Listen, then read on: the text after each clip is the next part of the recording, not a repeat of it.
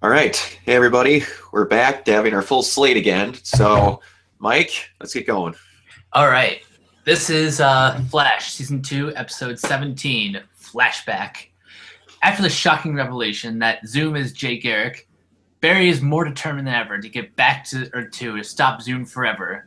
Despite desperate to find a way to increase his speed, Barry decides to travel back in time and masquerade as his earlier self in order to get his arch nemesis, Dr. Harrison Wells, or Yvonne Thawne, to teach him how to run faster. However, things don't go as planned as Barry is stunned to face familiar foe Hartley Rathaway, as well as old friend Eddie Thawne. Iris, meanwhile, makes peace with her past in order to embrace her future. All right, Brock, throwing it over to you. What are some of your positives of this week's Flash? Just how they handled stuff going, and they didn't try so hard to make it unbelievably perfect that Barry was like an absolute super spy in the past and like no one caught him and all this, that they actually were openly okay with letting stuff go really wrong. I didn't know how this episode was going to go because there wasn't really an adversarial thing in this episode. And as we find out, the show really couldn't work if he had to fight Reverse Flash for some reason, because that would have majorly screwed stuff up. So the time wraith is not something that I know of. So if that's from comics, whatever. But if they just made it up, that works too. But it was really good. It was good to see the guy that plays Hartley. I enjoyed him when he was around. So other Cisco saying he doesn't have ESP, he can just guess where things are. That was hilarious. That was great. The little spat with him of Barry, like, bad move. You know, there's no reason for me to keep you alive now. And he's like, well, he had a plan, which was good. Whether or not he just made that total statement up, which I think he did, because you mean Barry's bluff? Barry's bluffed and he's like, there's a secret note hidden. Then if you would have hidden a secret note, then that other Flash would have busted through that door going, you're Eborn Thawne, something's wrong. But yeah, it was cool seeing Cisco's miniature breakdown. Fake! And everyone you say this is the, haha! And you're there's always that great moment when you have a clone that is, it's almost never handled badly because that situation is just pure comedy, but I'll let you handle the rest of it. I'll say this. This is the best performance that I've seen from Tom Cavanaugh, because he is playing three characters in this. He's playing Earth 2 Wells, he's playing Earth 1 Wells, but that character is played by Yvonne Thawne. Mm-hmm. So that's three characters that he has to take on, and he does it seamlessly. That's one obvious positive. I guess my other one is just my love of Back to the Future, and how this episode was pretty much Back to the Future 2. Yeah. With the main character going back in time to the previous season. Yeah. Also, Barry's chemistry with Barry was pretty good. Yeah, that was different. And they always what I was gonna say, one thing I forgot, they always get one line in there about don't tell them this detail when you go back in time. And they totally tell them the detail. And they totally tell him the detail, but Barry didn't do that. He told him a very, very, very different, extremely exposing detail that Rathaway knows where Ronnie is. Oh. So he didn't blow the big bomb because they need that to happen the way it is. But that reminds me. You know how like they always tease in these, like, whenever Flash messes with the time stream, that something, like, there's some sort of consequence. I think I think for once we get a positive, something positive happens with Harley. Yeah, and they don't say it directly, but they openly say, by the way, when the old evil Harrison Wells was erased from time, you no longer became like something. I don't remember the exact line, but when she says, when evil Harrison Wells was erased from time, you no longer something. I might have to go back and watch it for that. It's line. The last line that Caitlin says to him before he says he has to go to a dinner date with his parents. It's the very last line she says to him. It's just, okay, we're just gonna throw that detail out there. By the way, well, we might elaborate this on predictions later, but do you think Hartley will come back as like like an extended member of Team Flash? There's a possibility, because he seems to be very open towards helping everyone, and he knows who Barry is. I kind of hope so, because the actor playing him did such a good job. He could also help Cisco become Vibe very, very easily. he can help make the costume. Yeah, it'd be awesome. Okay, what are some other positives? You know what? I liked Iris's story in this episode. that I'm not quite sure I wasn't quite sure. I'm like, is he really going to tell her he traveled back in time and talked to Eddie? Nope. He just said he found an old computer file. Good call on that one. And he's starting to get along with Wally also. That's another good thing, kind of.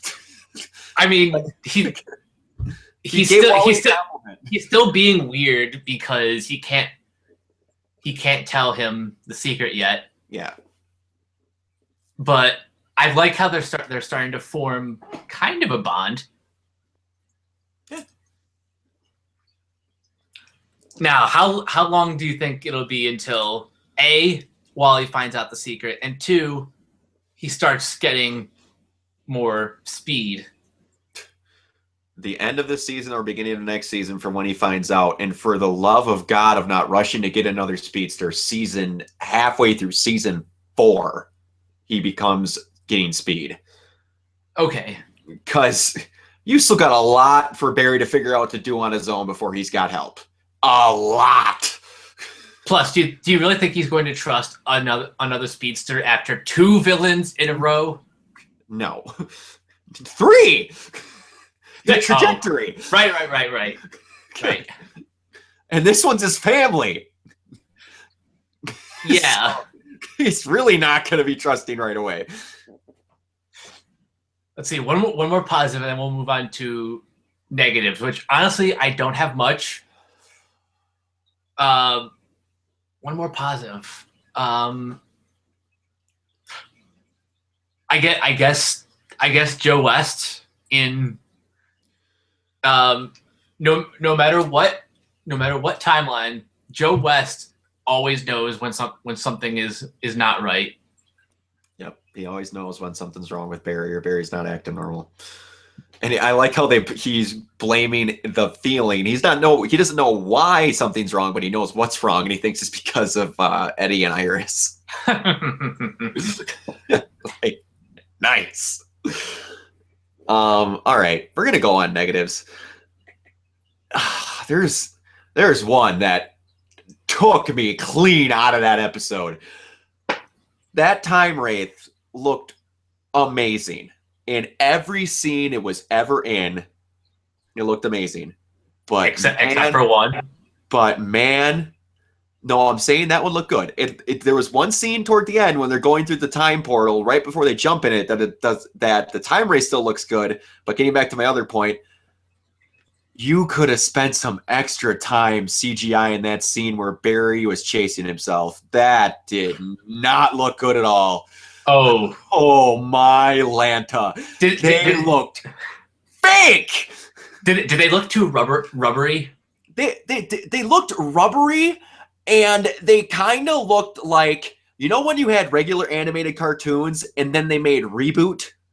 Yeah. They kind of looked like you had a regular animated cartoon and then you just ripped a character from Reboot and slapped it into a hand-drawn animated cartoon. Oh, that's embarrassing. It's just like two styles that just did not work. That was like, his skin was like plastic. They could have just zoomed away and that would have fixed so much of that, but it was such a tight close-up that I was like, I had to blink a couple of times just to adjust. But man, other than that, it really didn't have much. But wow, did it look bad. You know what my negative is? We're going on another goddamn break. Really? Yeah. After this, they did like one episode. What are they going to now? I didn't hear about this. There is a break from Flash until April 19th. Why? I have no idea. Is it to let Legends catch up? What's the point? Is Arrow going on a break? We'll get to that once we get to Arrow. Oh, my Lord. I just watched the show just to avoid knowing when this crap happens. Oh, my gosh. This is more breaks than last year. This is starting to irritate me. I agree. All right. On to Arrow. We need to move on. Beacon of Hope. Brie Larvin turns up at Palmer Tech after breaking out of jail and surprisingly threatens to kill everyone until she gets what she wants. Team Arrow gets help from a surprising ally. All right. I started on Flash, so I will let you start on Arrow. This episode was just deliciously cheesy in like the best way. In the best ways possible. Like, you know how in the beginning of the season, Mark Guggenheim was like, "Oh, season 4 is gonna have a lighter tone. Who's in the grave?" Yeah, who's in the grave? Lighter tone, my ass. This is the first time that Guggenheim has delivered on that promise. I mean, granted, it still at times felt like a horror episode, like a horror movie with Felicity, Donna, and Thea kind of running and trying to avoid the bees. And Curtis directly references Alien. And Thea references, it's either Thea or Felicity who references Die Hard. It's Felicity. That's another thing. This is the second episode in a row where they mention Harry Potter. True. Didn't think about that. Gee, it's like they're all under the same company. Oh. Synergy much? A little bit. That and Quentin Lance and Curtis, I think have surprisingly good chemistry when they're hauled up in the Arrow Cave, or the bunker as they're calling it now. I was so ready for one of them to go, you know, I was seriously thinking about Quiver, and then Oliver to have that moment from Injustice.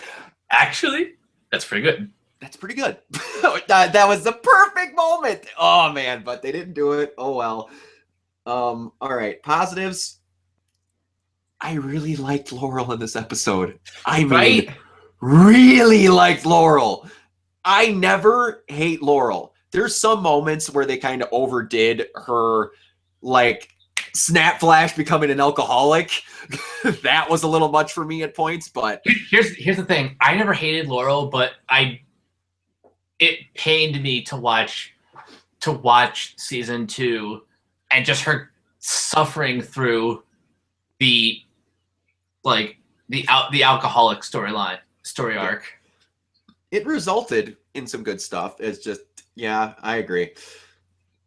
But it's because of like her growth as a character that I get angry at the butthurt fanboys who are like, Laurel sucks. She's useless. What's she doing? Yeah.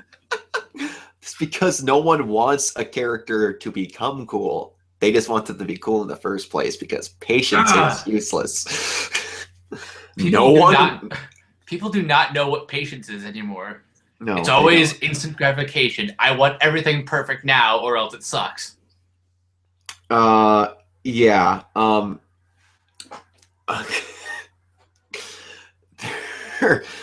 I love in all of these cartoons, in all these shows, when a person acknowledges how messed up and weird their life is.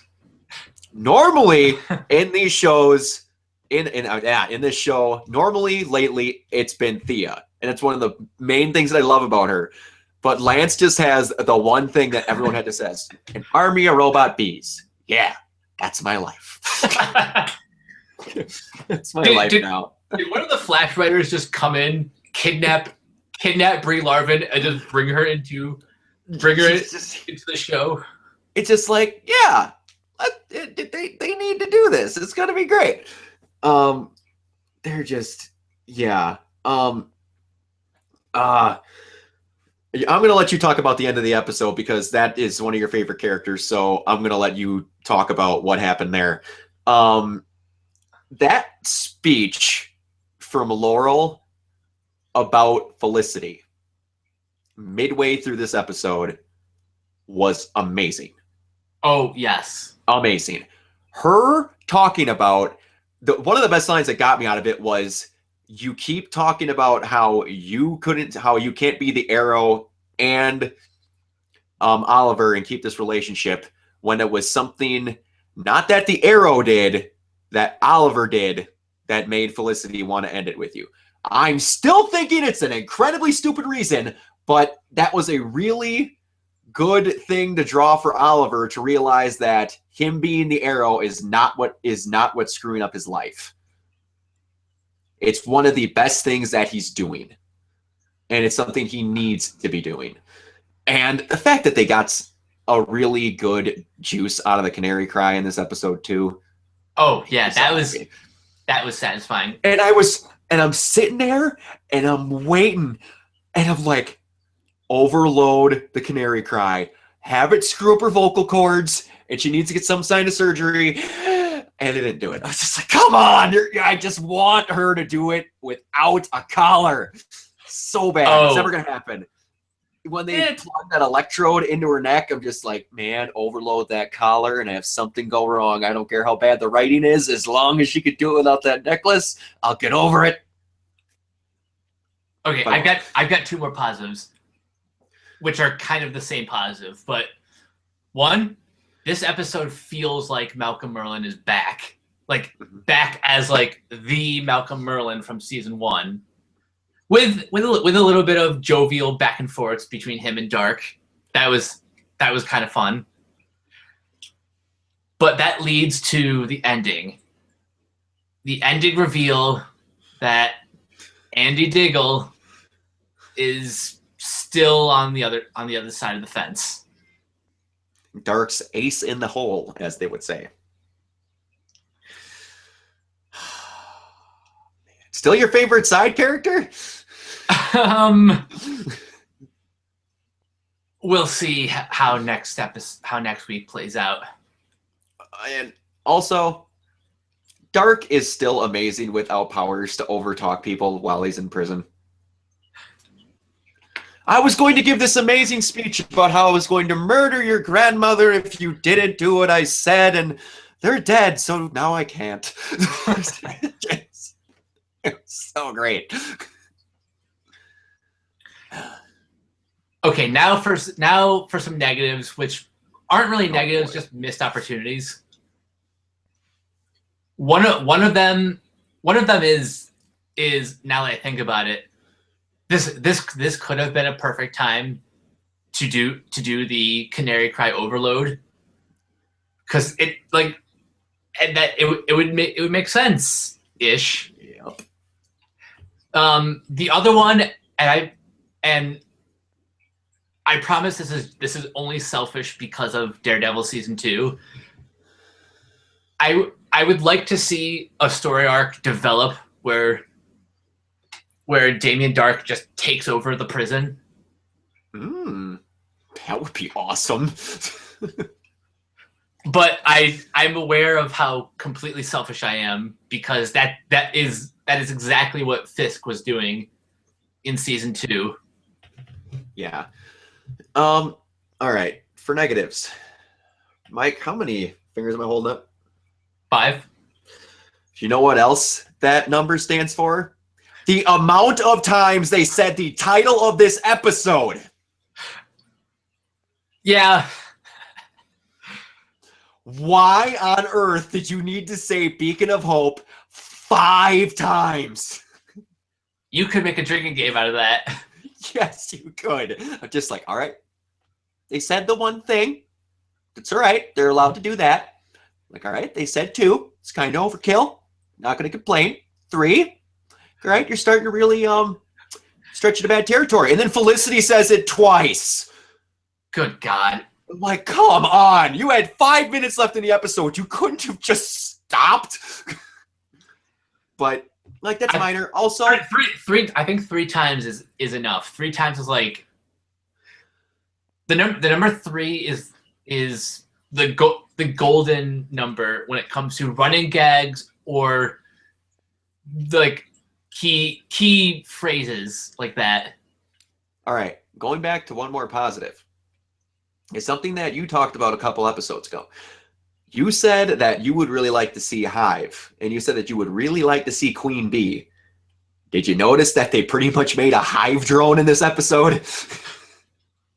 You know, they kind of did. If anyone has played DC Universe Online, that is an almost clear-cut copy of what Queen Bee's Hive drones look like. Pretty awesome. Yeah, but all right. Negatives. There's a question I have. Yes. What happened to Larvin? Is she just back? Like she got some kind of weird, like, whatever sting that they could do, they did to her. Because I saw they had that weird, they like swarmed her, and then she had some weird pattern on her cheek or something. So I'm guessing, well, he said he cracked the code to them, so he knew what they could do. So I'm going to assume of all people on a team that Curtis didn't just maliciously kill someone that he's only seen for 5 minutes. So I'm assuming she's knocked out or just had like it would be great if she had an allergic reaction to bees. I would lose my mind. But oh, the irony. I'm going to assume it's something like that. Okay. Although my question was more, is she back? Is she back in prison? Did Hive scoop her up? I would like to, if Hive did scoop her up, I would like to know how they scooped her up out of the middle of the Palmer Tech building. I'm going to assume she's back in jail or somewhere more secure, where she can't where she can't fake her papers. I think they said to get herself out. I also really like that girl that plays Bree. Oh, I like Kenny. Yeah. She's really good. Did you ever watch The Walking Dead? What season was she in? She last I saw her was season 3. I stopped at season 2. Okay. So you might have met her, you might not have. And I also binged watched it, and then nothing after that. So. Yeah, I gave up on Walking Dead like halfway through season 4. Got ya. But the point is, she's amazing. Yeah, definitely. All right, go on to Legends. Oh, did you have any more negatives or? I have written on my notes. How did Bree get loose? I remember there was some situation to where she was like locked up somewhere and she miraculously got out. But now the moment is just out of my mind. It had something to do with like her changing her papers. You saw that? No, I want to say that she somehow got trapped in the building. Oh. Like there was at some point where they got her in somewhere where she couldn't get out, and something like when I don't remember. Either way, it's on my notes, and I should have written a more detailed thing of that. But yeah. Yeah. Did they reference that she faked her papers later in that episode? Maybe. Because I probably wrote it and then heard about her faking her papers because I had no clue how she got out of jail. That was probably it. But that's no longer a negative. Yeah, I got no more negatives, so we can move on to Legends. All right. I'm excited to talk about this one. This episode is called Left Behind, a callback to an Arrow episode from last season. Mm-hmm. And we'll find out why. Ray, Sarah, and Kendra are shocked after they watch the Wave Rider fly off without them, leaving them stranded in the 50s. After waiting months, more like years, 2 years exactly, after waiting 2 years for their teammates to come back, the three realize they must move on with their lives. Ray and Kendra bond as a couple, but Sarah decides to return to the League of Assassins and Ra's al Ghul. I'll let you start off with the positives on this one. Spoiler alert, we finally find out what happened with Rory. Oh, yeah. Let's rip the Band-Aid right off. Wow. I knew they didn't kill him because they didn't. And I'm glad that they got some purpose out of him because other than in the gulag, like saving Ray's life, he did nothing pretty much this whole season other than have a few good lines. They had to be saving him up for something, and they made him really unimportant for a good reason because then he had some disdain towards them, and then that led to that moment, and then they came back. I was like, okay, if you are going to try and tell me that he was Kronos this whole time, issues are going to start happening. But then they're like, okay, he's not Kronos. He's just another person. I'm like, you avoided a really big flub in your writing. There's two of them they avoided in their writing. One that was almost a negative was that they brought up in the episode and Ray said, you have a time machine. They'll show up back instantly because they'll just revert back to this exact moment. And then I'm thinking, he's exactly right. It not going to make sense if they can't go back there. And then Gideon said that this is the closest we could get, so that they automatically had that 2-year gap. So that makes sense. Other positives,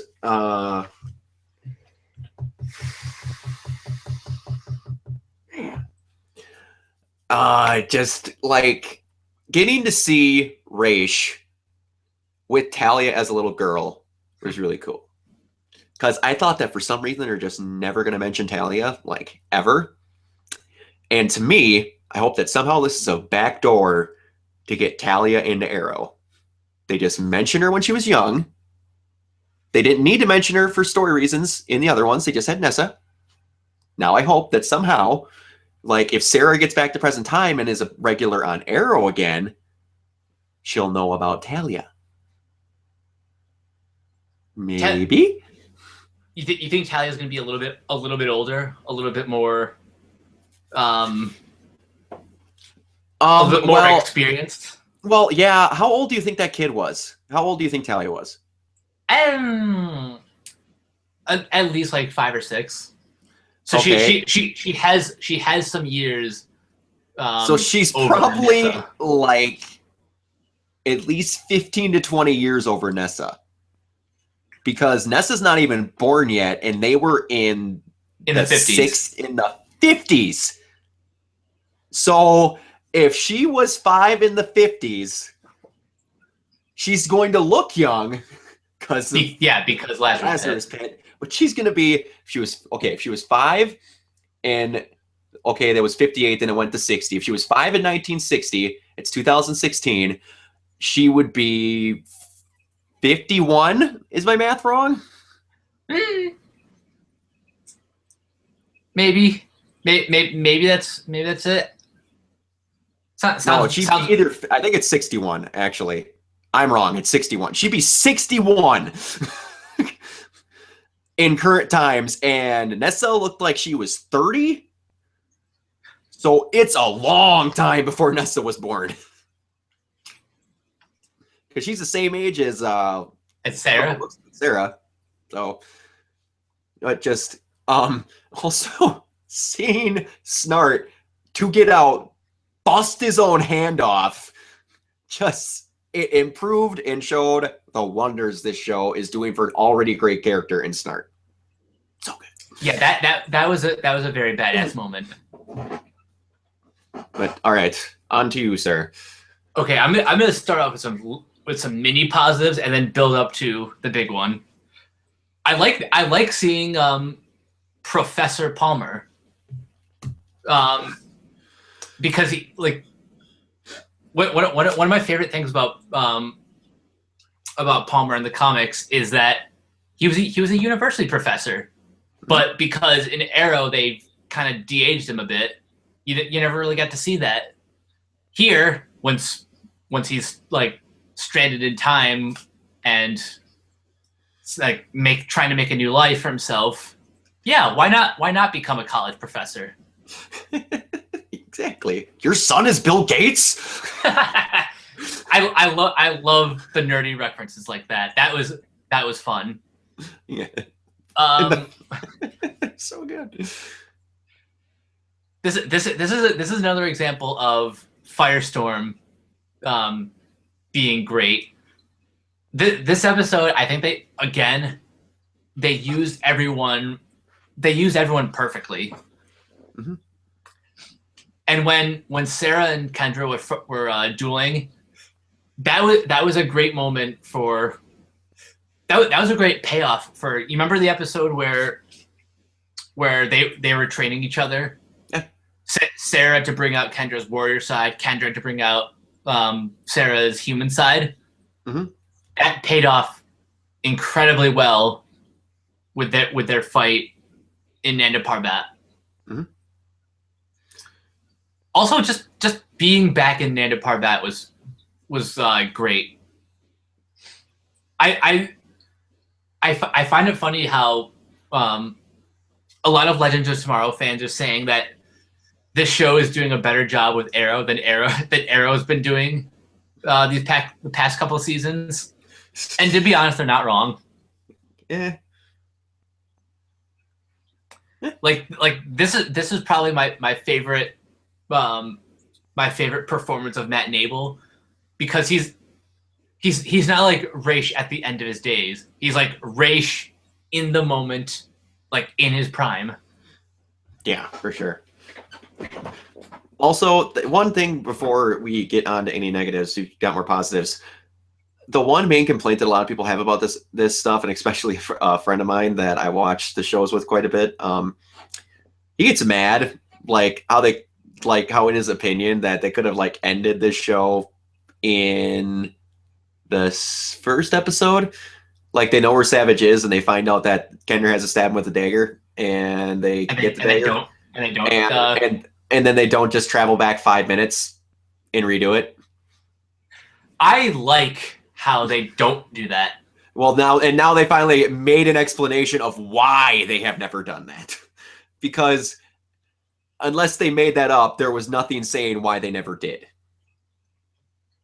True. So, yeah. I'm trying to think. What other positives are there that we can just iron out before we do the negatives?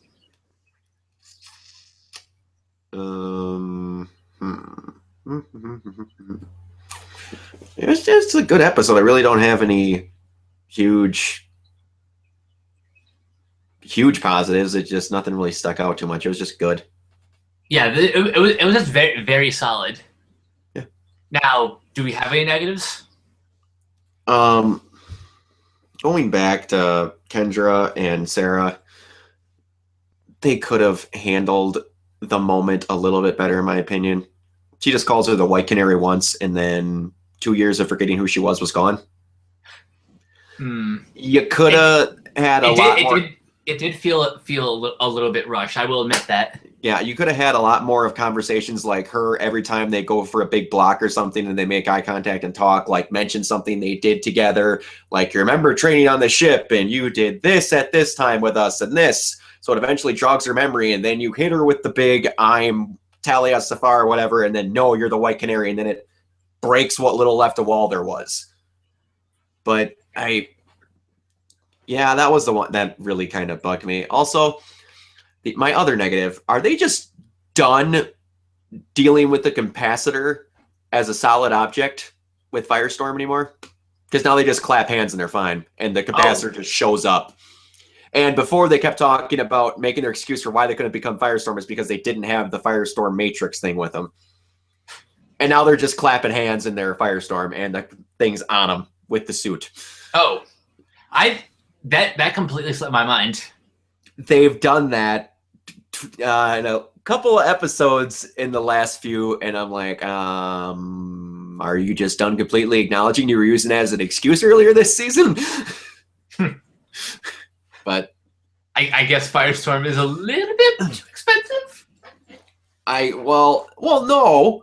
It's just if you're not going to use them, the one time you do use them, you make damn sure you actually see them using the plot device that you say is the reason why you're not using that character. Yeah, I guess that's a good point. Yeah. But anyways, what are your negatives? Here's my negative though, and it does turn into a positive once we find once like she actually gets into like why she actually goes there. But am I the only one who found it odd that Sarah just immediately gave up on the team? That like the Wave Rider goes off, and not 10 minutes go by before she's like, nope, they're not coming back. I give up. Well, yes and no. Because Sarah is the one out of all of them who's been through the most crap other than Kendra. And she's the one that's had the most go on in her life to where barely anything good ever happens. So she does have. She's a very realistic person. Okay, if you get what I'm trying to say. Yeah, I guess I understand that. I would have given it more than 10 minutes. Yeah. But I see her giving up within a day. Fair enough. It's just the 10 minutes thing bothered me because, like, come on, I understand you're a realist, but really? Yeah. For sure. And other than that, like, I don't really have much else to complain about. Like all three of these episodes were very like. Yeah, all three of these episodes were solid, with Arrow's episode being a vast improvement over last week.